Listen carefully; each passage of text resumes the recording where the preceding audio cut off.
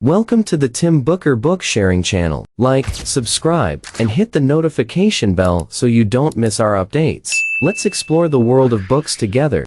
Today, I want to talk about a strange book, The Third Chimpanzee. The title of this book may mislead you into thinking that it is a biological monograph. In fact, the real theme of the book is hidden in the subtitle, The Evolution and Future of the Human Animal.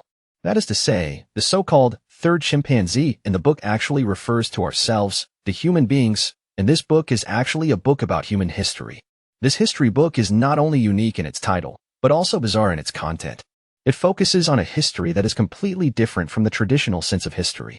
It studies humans as a kind of primate, and strips us of our human identity symbols such as crowns, robes, armor, and even underwear, and discusses in detail the evolutionary history of the human body and its role in the development of human society.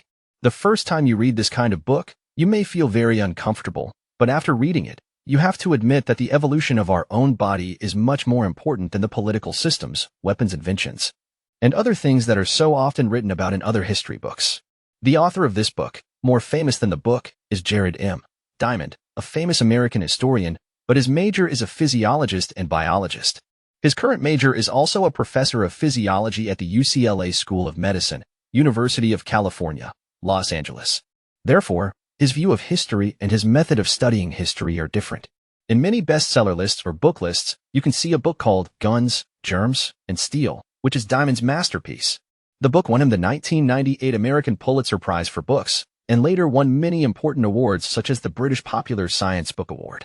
It was also specially recommended by heavyweight readers such as Bill Gates. And today's The Third Chimpanzee is Diamond's famous work. His signature method of studying history from the perspective of climate, environment, products, and technology was initially formed in this book. It can be said that without The Third Chimpanzee, there would be no Guns, Germs, and Steel that became popular all over the world.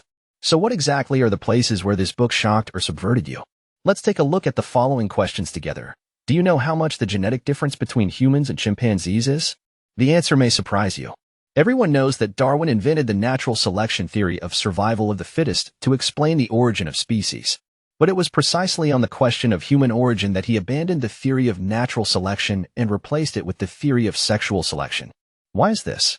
Are human tools, language, and art really the main signs that distinguish humans from animals, as we believe? Did you know that animals can also use tools, language, and even create art? Could it be said that humans are just pirated professionals who are good at imitating the behavior of other species and integrating them into themselves? After the emergence of agriculture and animal husbandry, humans expanded faster and faster on the earth, and at the same time, wherever they went, there was a mass extinction of wild species. Is this a coincidence? Humans are not only keen to exterminate other species, but also to exterminate each other. Why did the humans of Eurasia defeat the humans of America and Oceania, instead of the other way around? With so many questions raised, let's go to the book to find the answers together. Part 1. Let's first see why Diamond called humans the third chimpanzee. This is because the similarity between apes such as chimpanzees and gorillas and humans is too high. The genetic difference between humans and chimpanzees is only 1.6%. Geneticists have inferred from this that the ancestors of humans and chimpanzees diverged only 7 million years ago, which has also been confirmed by fossil discoveries of paleoanthropologists. After this, various races and two kinds of chimpanzees evolved one after another.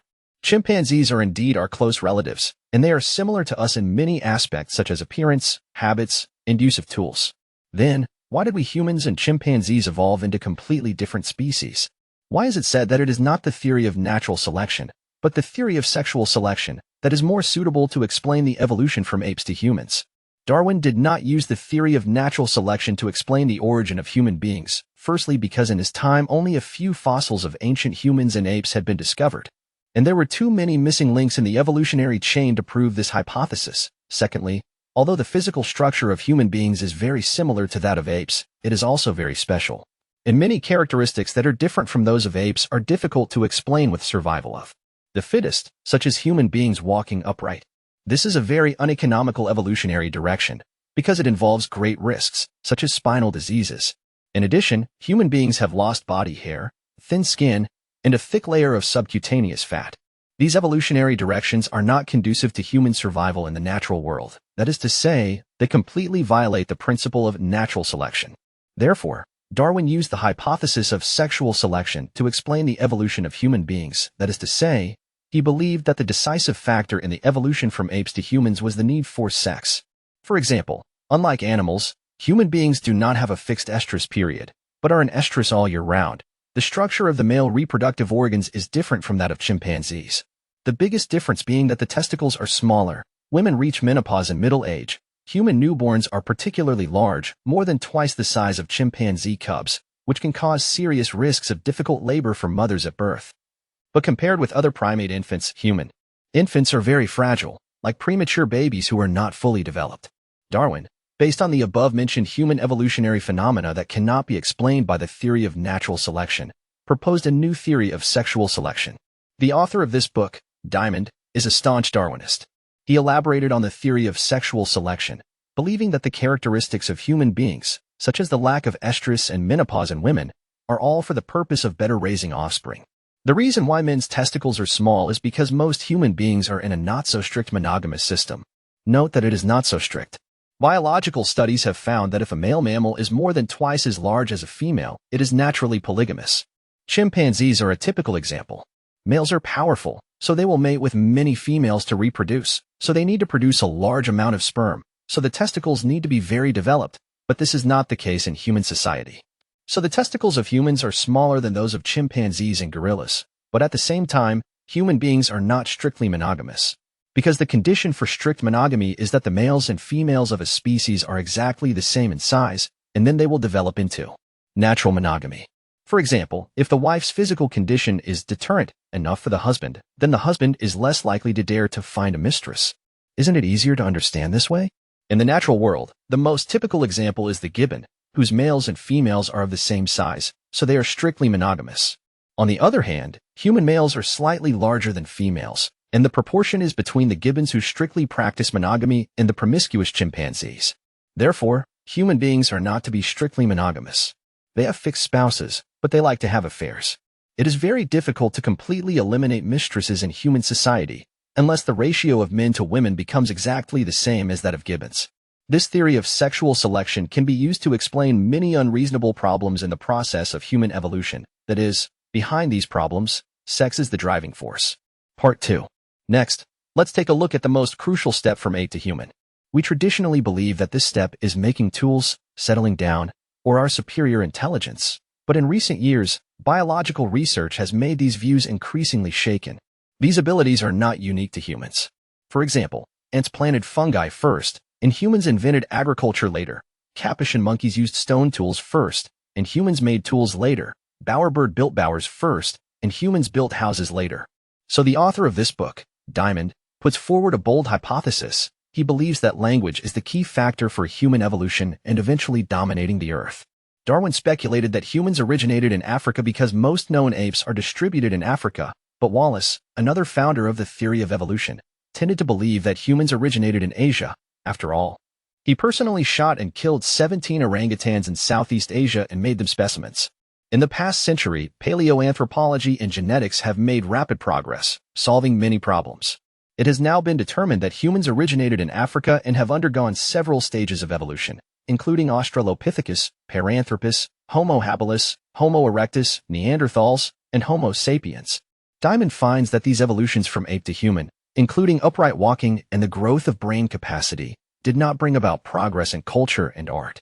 The stone tools made by Neanderthals were basically as crude as those made by Australopithecus ancestors. This situation did not change in the first 100,000 years after the birth of Homo sapiens. Until 60,000 years ago, there was an unexpected breakthrough, and innovations such as art, writing, and agriculture emerged in an endless stream, eventually developing into modern civilization. The author puts forward a hypothesis. 60,000 years ago, there was a mutation in the human vocal organs, and since then, the real language ability has been mastered, thus ushering in a great liberation of science and culture. Although other animals may also have language, and human language may be like many other human inventions, initially imitating other creatures, but humans eventually developed a mature language that can transmit coherent and complex information, thus opening up the road to civilization.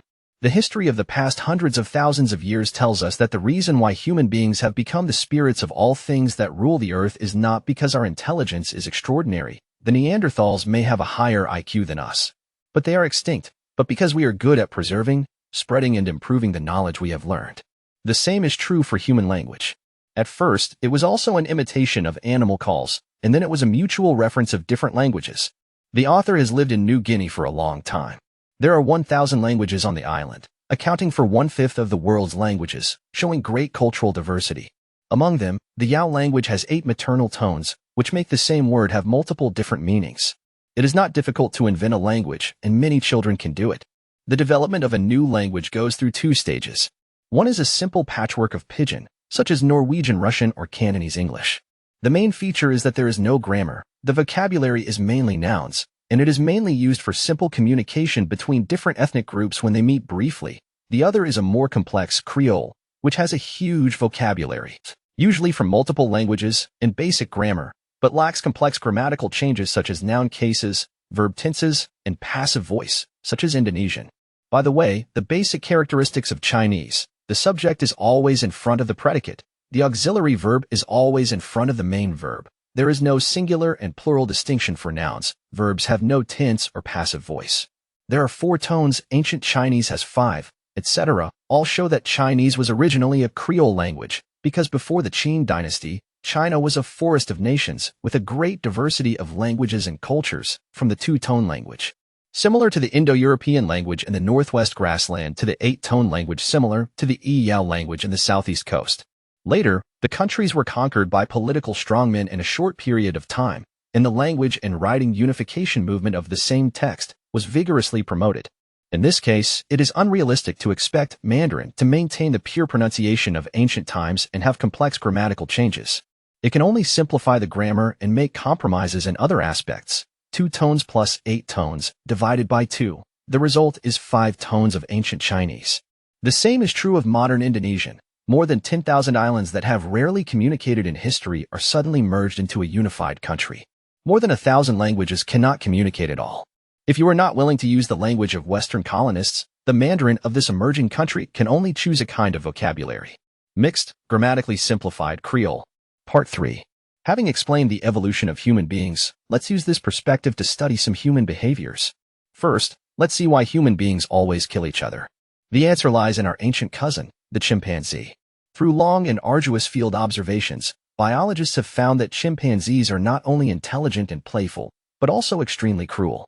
They often skillfully use collective hunting tactics to hunt monkeys, antelopes, insects, and other animals for meat, even when there is plenty of fruit and they are not hungry, with a success rate much higher than that of lions. What's terrifying is that chimpanzees also include chimpanzees themselves on their menu.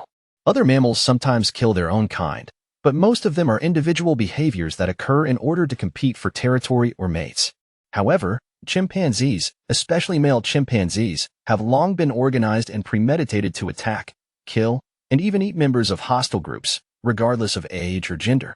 Unearthed fossils prove that the ape ancestors of human beings were also like this, and they generally killed each other and sucked bone marrow. It seems that they passed this brutal instinct on to us, the 3rd chimpanzee. It is very difficult to eliminate war in human society unless we get rid of our ape nature and evolve into another species. But we also reflect on these behaviors. For example, mythologies and epics around the world lament that each generation of humans is inferior to the previous one, starting with a perfect golden age, followed by moral decline, war, and pestilence. This runs counter to evolutionary theory and doesn't quite fit with the modern sensibility. However, archaeological discoveries confirm that there was indeed a golden age. In the hunter-gatherer era more than 10,000 years ago, humans were physically very healthy. After the advent of agriculture and animal husbandry, humans became significantly shorter, and malnutrition and various diseases became common. Why is this so? The author explains that agriculture did increase the amount of food available to humans, which in turn led to overpopulation, which forced expansion, which led to war and pestilence. At the same time, the variety of foods available decreased, which in turn exacerbated malnutrition, so that humans became physically weaker. The morally bankrupt, malnourished, inegalitarian agricultural society was able to displace the idyllic Golden Age because the economic basis of the Golden Age, hunting and gathering, was too unreliable, the amount of food too unpredictable, and the number of people it could support too small. 10 malnourished, stunted farmers could easily kill a well-nourished, tall hunter, take over his woodland, burn it to the ground, and convert it to farmland. Scale matters. So in the survival competition of various ethnic groups, Why are some ethnic groups advanced and some ethnic groups backward? The author found that advanced ethnic groups are all distributed in Eurasia and North Africa. No matter how hard the ethnic groups in other regions try, they cannot cross an invisible gap. For example, the Mayans in Central America are very smart and have studied the most advanced and complex calendar in ancient times, but they don't even know how to make wheels, nor do they know metallurgy, and they still live in the Stone Age.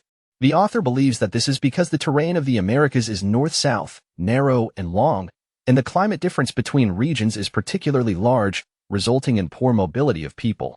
And invention and innovation are forced to stay in small areas.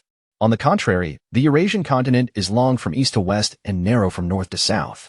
The climate difference between regions is small, the mobility of people is good, and crops and livestock are also easy to transfer.